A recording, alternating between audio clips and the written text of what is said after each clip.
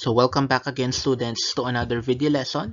So for this week, week 5, so we will be solving word problems involving combinations. So mas makikilala nyo talaga kung anong kaibahan ng permutation sa combination. So hindi lang dun sa formula. So let's start. So for the lesson objectives, we will define factorial. And then we will illustrate permutation of objects using different methods. So for our first problem, we have a committee of 6 people is to be selected from a group of 5 men and 4 women. How many committees are there if, for letter A, there are no restrictions? So, meron po tayo ditong committee na minubuo ng 6 na tao. And then, meron din tayo ditong pagpipilian. So, yung 5 men and 4 women. So, sa 5 men and 4 women na to, kukuha po tayo ng 6 na tao na bubuo ng committee. So, for letter A, there are no restrictions. So, ibig sabihin po, so regardless po dun sa gender. So, hindi natin titignan kung 3 lalaki, 2 babae. So, lahat sila, pwede silang piliin. Okay, so, ang gagawin natin dito is kukunin natin yung total.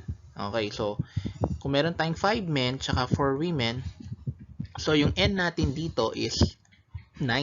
Okay, so siyam po yung total na tao.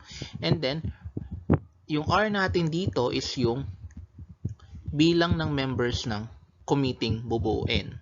So, we have n is equal to 9 and then r is equal to 6. Now, let us apply the formula for combination. And that is n factorial all over the quantity of n minus r factorial times r factorial. And then, isa-substitute lang natin yung value ng n tsaka r sa formula. So, for n, we have 9. So, magiging 9 factorial all over the quantity of n minus r, that is 9 minus 6 factorial. And then, again, r 6 factorial. Next, we will express the difference between 9 and 6. So, magiging 9 factorial all over 9 minus 6, that is 3 factorial times 6 factorial. Now, express natin yung 9 factorial up to 6 factorial. So, magiging ganito siya, 9 times 8 times 7 times 6 factorial. Again, hanggang 6 factorial lang, hindi natin kailangan express hanggang dun sa 1. It's because pwede naman nating i-cancel out hanggang dun sa 6 factorial. So, 3 factorial can be expressed as 3 times 2 times 1 and then times 6 factorial. Makakancel yung 6 factorial and then pwede pa rin tayo mag-cancel out. So, yung 9 tsaka 3. So, 3 will become 1. And then, 9 will become 3. So, yung GCF nila is 3. And then, 8 and 2. So, yung 8 magiging 4. And then, yung 2 magiging 1 na lang din. So, as you can see, wala na pong natira dun sa denominator kundi 1. Okay, so ang gagawin lang po natin, i-multiply natin yung mga remaining factors. 3 times 4 times 7. Now, 9 taken 6 is equal to 84. So, ibig sabihin po, meron po tayo 84 committees na pwedeng buuin out of 5 men and 4 women wherein there are no restrictions.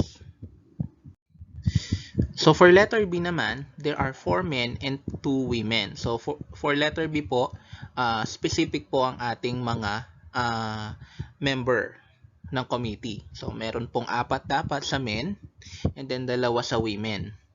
So, ang gagawin po natin dito is kukunin natin yung combination kung men ang kukunin and then i-multiply naman natin dun sa combination kung women ang kukunin. Okay. So, magiging ganito siya. 5 taken 4 times 4 taken 2. So, explain lang natin bakit naging ganyan yung ating solution. It's because 5 men po kasi yan. So, out of 5 men, ang kukunin natin sa committee is 4 men. Kaya 5 taken 4. And then, kung meron tayong 4 men na, so ang kulang na lang po natin para mabuo yung committee na merong 6 na tao is 2. So, saan natin kukunin yon? Of course, dun sa women. So, at kitang-kita naman sa problem natin, sa hinihingi niya, the committee should include 4 men and 2 women. Okay. Now, kukunin natin ngayon yung 5 taken 4 tsaka 4 taken 2 and then i-multiply po natin yung mga products.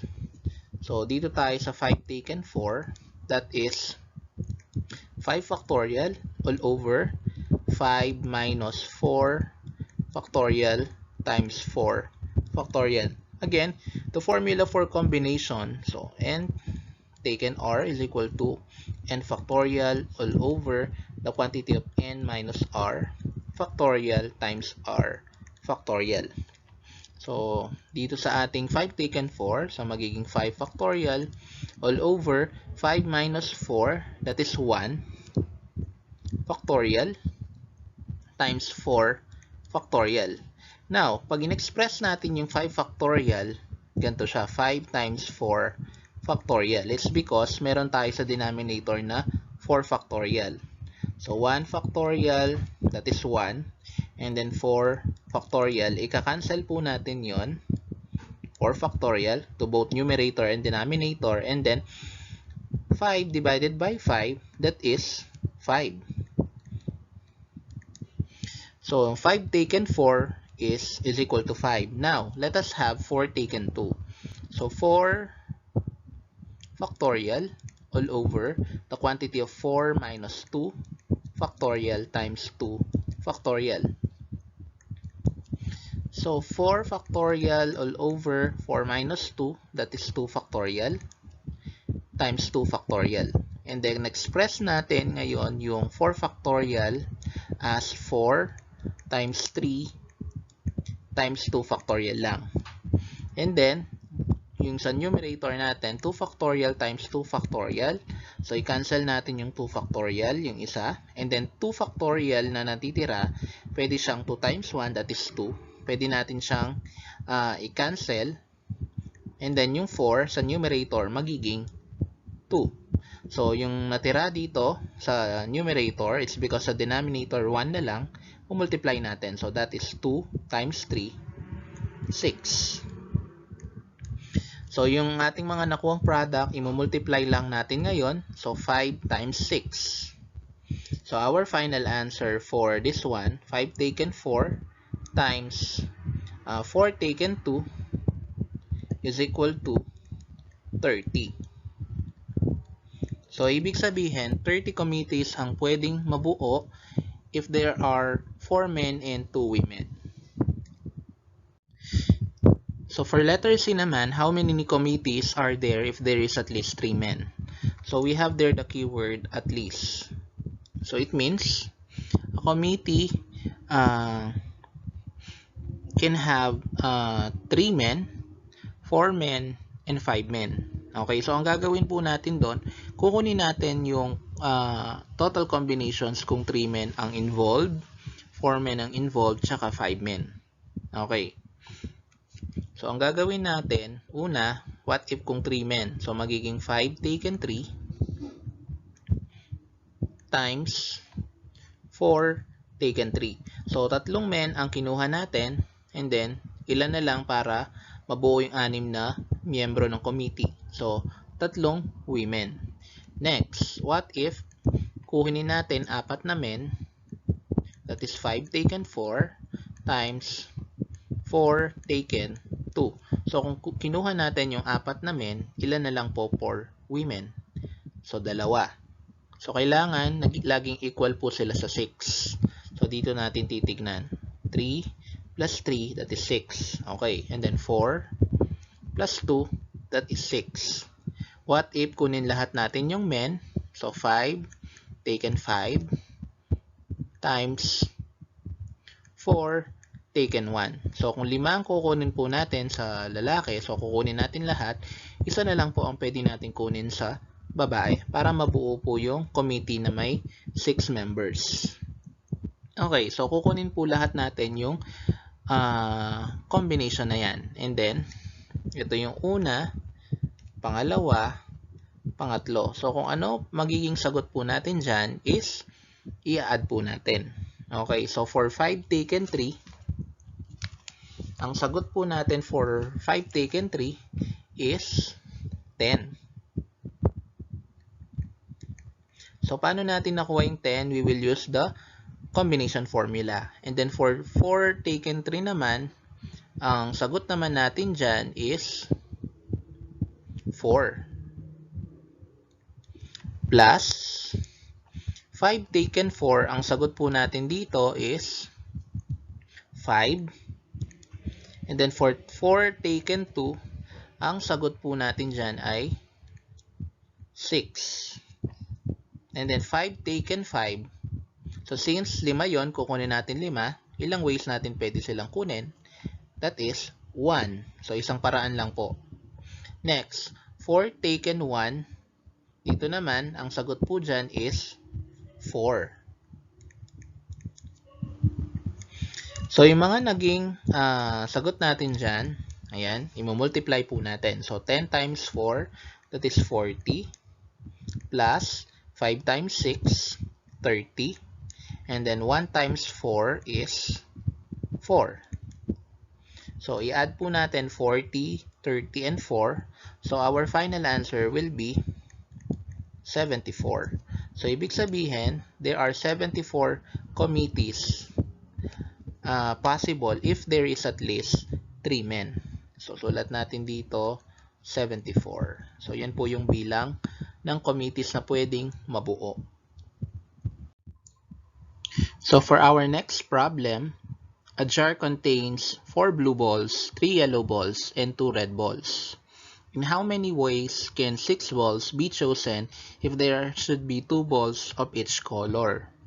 So, yung laman ng jar, ayan po, 4 blue balls, 3 yellow balls, and then 2 red balls. And then, ang tanong natin dito, so, ilan daw ang paraan kung 6 na bola ang ating kukunin at a time wherein kailangan merong 2 bola ang bawat kulay. So, ibig sabihin, sa 4 blue balls, 2 po ang kukunin natin. Same with 3 yellow, 2 din po. And then 2 red balls, so dahil 2 red lang po ang meron tayo, automatically po, kukunin natin yung 2 red balls na yon. So, ibig sabihin, walang matitira. So, paano natin gagawin yon? So, una, sulat natin 4 taken 2. So, pwede nating isulat as ganito. And then, times, sa yellow naman. And then, yung sa red. So, yung mga sinulat ko po na yan, pwede rin po naman yan as ganito.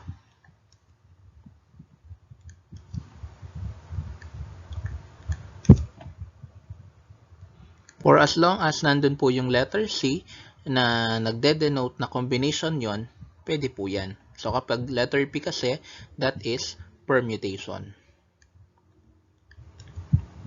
So kunin ngayon natin ang 4 taken 2. So yung ways na pwede natin kunin yung blue balls na yon.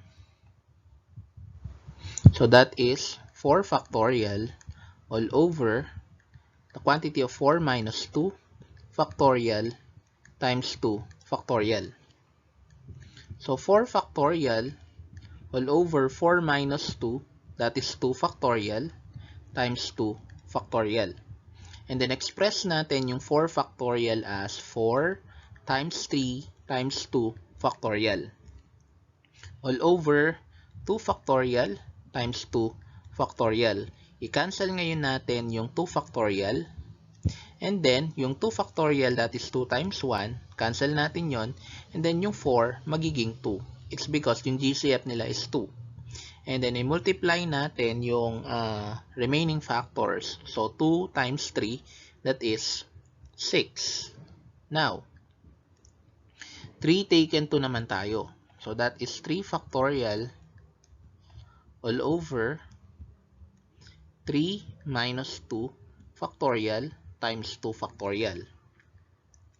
So, 3 factorial all over 3 minus 2, that is 1 factorial times 2 factorial.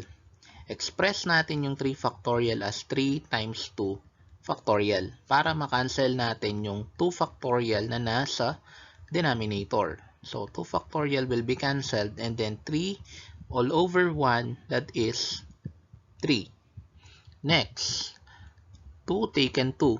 So, dito naman, kapag po yung total ng objects is kinuha natin lahat yon, automatically naman po ang sagot natin dyan is 1. So, show natin kung paano naging 1.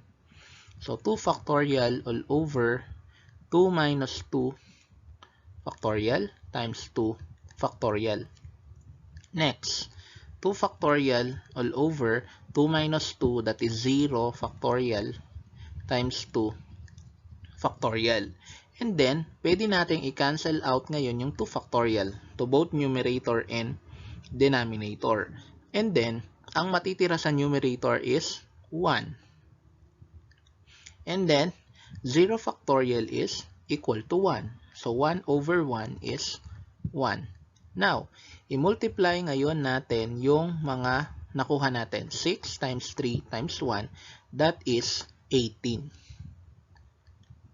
So, ibig sabihin, meron po tayong 18 ways para piliin yung 6 na bola dun sa jar na yon, wherein kada bola ay kada kulay, kukuha po tayo ng 2. Next, problem number 3. If there are 6 distinct points on a plane with no 3 of which are collinear, how many different polygons can be possibly formed? Okay, so 6 distinct points. Ibig sabihin, 6 na magkakaibang points. And then, ibig sabihin, di rin dito, with no 3 of which are collinear. Ibig sabihin, wala po tayo ditong mga points na sunod-sunod. Ibig sabihin kasi ng collinear, they are on the same line. Okay, so, sabihin, non-collinear sila. And tinatanong niya, kung i-connect natin yung mga points na yon, so how many different polygons can be possibly formed? Okay, so, yung polygon po, di ba, ito po yung triangle, square, pentagon, quadrilateral, ayan. So, ito yung mga may sides. Okay, so ibig sabihin kasi ng poly, many, and then gons, sides. So, yung pinaka-minimum na sides na kailangan ng isang polygon is 3. Okay, so hindi kasi pwedeng dalawa lang yung sides ng figure. Hindi siya considered as polygon. Kasi kailangan pag polygon siya, closed figure. So, triangle yung pinaka-minimum. So, with 3 sides. So, ang gagawin po natin dito, kukunin natin yung combination dun sa triangle. So, 6 taken 3. Kung figure ay triangle. And then, kapag quadrilateral naman, that is 6 taken 4. Kasi 4 sides yung quadrilateral. And then, pag pentagon naman, 5 sides. So, that is 6 taken 5. And then, kapag yung distinct points na yun, kinuha natin lahat para maka-form ng polygon, that is hexagon. 6 taken 6. So, 6 taken 3, ang sagot po natin dyan, kung i-solve natin, so that is 6 factorial all over the quantity of 6 minus 3 factorial times 3 factorial. So, 6 factorial all over 6 minus 3, that is 3 factorial, times 3 factorial. Express natin yung 6 factorial as 6 times 5 times 4 times 3 factorial. 3 factorial times 3 factorial. Cancel natin 3 factorial. And then 3 factorial is 3 times 2 times 1. And that is 6.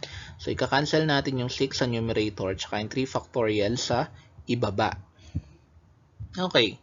So, multiply natin yung mga natira. 5 times 4, 20. So, there are 20 triangles that can be possibly formed. What about quadrilaterals naman? So, we have 6 factorial all over 6 minus 4 factorial times 4 factorial. 6 factorial all over 6 minus 4, that is 2 factorial times 4 factorial. Express natin siya as 6 times 5 times 4 factorial. And then, 2 factorial times 4 factorial. So, 4 factorial will be cancelled. And then, 6 times 5, that is 30. Or over 2 factorial, that is 15. So, there are 15 quadrilaterals that can be formed. What if pentagon? So, 6 factorial all over 6 minus 5 factorial times 5 factorial. So, 6 factorial all over 1 factorial times 5 factorial. Express natin yung 6 factorial as 6 times 5 factorial. Then, para makancel po yung 5 factorial sa numerator and denominator. So, 5 factorial will be cancelled and then matitira na lang po 6 over 1 factorial, that is 6. And then, obviously, sabi ko nga kanina, kapag yung total na objects, kinuha natin lahat, that is 1. So, pakita pa rin natin, 6 factorial all over 6 minus 6 factorial times 6 factorial. Then, 6 factorial all over 0 factorial times 6 factorial. So, 6 factorial will be cancelled. And then, ang matitira na lang po is 1 all over 0 factorial, that is 1. And 1 over 1 is 1. So, i-add ngayon natin 20 plus 15 plus 6 plus 1. Our answer will be 42. So, ibig sabihin, there are 42 different polygons that can be formed using 6 distinct points on a plane wherein no 3 are collinear. Next, problem number 4. In how many ways can you select 6 out of 10 books and then arrange these books on a shelf if there are only 4 enough spaces? Okay. So, yung problem po natin na yan is a combination of permutation and combination. So, paano naging combination siya ng permutation and combination? It's because dun sa 10 books na yon, kukuha tayo ng 6. So, regardless dun sa order nila. So, basta kukunin natin 6. And then, dun sa shelf naman, ang spaces lang na pwede doon ay 4. So, kaya, permutation po yon. So, combination siya ng permutation and combination. So, sa 10, kukuha tayo ng 6, and then sa 6 na yon, kukuha tayo ng 4. Kasi 4 lang yung enough spaces. So, paano natin bubuuin ang ating solution? So, that is, una muna, combination, 10 taken, 6 muna. And then, i-multiply natin sa permutation, that is 6 taken 4.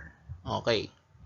So, solve natin yung 10 taken 6 dun sa combination. 10 factorial all over 10 minus 6 factorial times 6 factorial. That is 10 factorial all over 10 minus 6, that is 4 factorial times 6 factorial. Now, express natin yung 10 factorial as 10 times 9 times 8 times 7 times 6 factorial. And then, yung 6 factorial niyan, makakancel. And then, yung 4 factorial natin, so, sulat natin dito, is equivalent to 24, diba? So, kung i-multiply natin yung 9 tsaka 8, it will give a product of 72. And 72 is divisible by 24. So, ibig sabihin yung 4 factorial makakancel, and then yung 9 times 8 magiging 3 na lang po. 72 divided by 24, that is 3. So, matitirang factors natin dito, 10 times 3 times 7. And that is 210. Dito, 210. Next, sa 6 taken 4 naman, that is 6 factorial all over 6 minus 4 factorial. So, 6 factorial all over 6 minus 4, that is 2 factorial. So, express natin siya as 6 times 5 times 4 times 3 times 2 factorial lang. And then, makakancel yung 2 factorial. So, matitira na lang po 6 times 5 times 4 times 3. 6 times 5 is 30 times 4, 120 times 3, 360. Okay. So, kapag minultiply po natin yung 210 tsaka 360 ang ating answer, pasensya na po, dito natin siya isulat, 75,600 ways.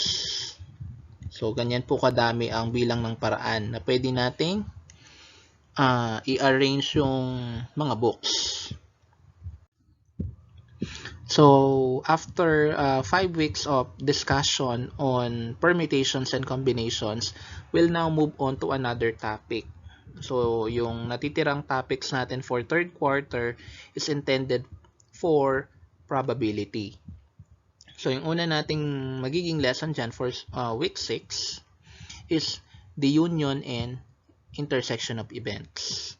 So, nung grade 7 po kayo, na-discuss na yung union and intersection. So, parang babalikan lang natin. However, syempre, when we speak of probability, of course, we're talking about events there. The likelihood in occurring chance of events. So, yun lang. Maraming salamat.